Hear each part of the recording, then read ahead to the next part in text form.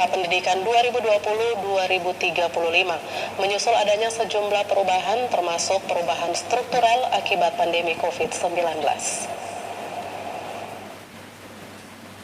Presiden Jokowi lakukan pembahasan Peta Pendidikan 2020-2035 menyusul adanya sejumlah perubahan termasuk perubahan struktural akibat pandemi COVID-19.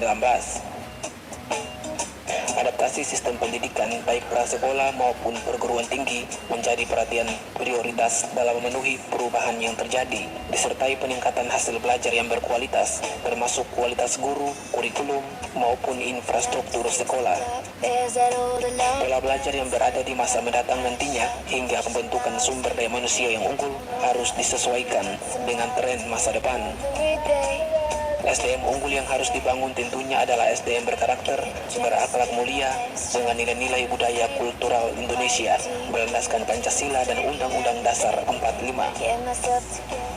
Karena cara bekerja pada masa depan akan jauh lebih berbeda dengan yang kita alami hari ini, maka pembentukan SDM yang unggul di masa depan tidak bisa lagi berdasarkan perkembangan ilmu yang dibentuk berdasarkan tren masa lalu, tapi tren masa depan.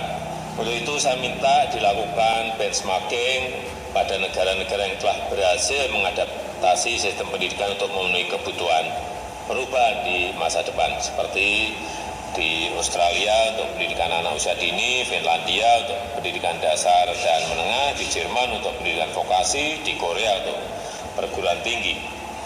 Yang kedua, SDM unggul yang ingin kita bangun adalah SDM yang berkarakter, yang berakhlak mulia, dengan menumbuhkan nilai-nilai budaya Indonesia dan Pancasila. Pendidikan karakter tidak boleh dilupakan karena ini merupakan hal yang sangat penting dalam pembangunan mental dan karakter bangsa. Yang ketiga, ada target-target yang terukur. Berapa target angka partisipasi untuk pendidikan dasar dan menengah, pendidikan tinggi. Saya kira ini kita buat targetnya yang tinggi saja, biar kita optimis, biar kita semangat. Kemudian seperti apa target untuk hasil belajar berkualitas, baik itu untuk perbaikan kualitas guru, perbaikan kurikulum maupun infrastruktur sekolah.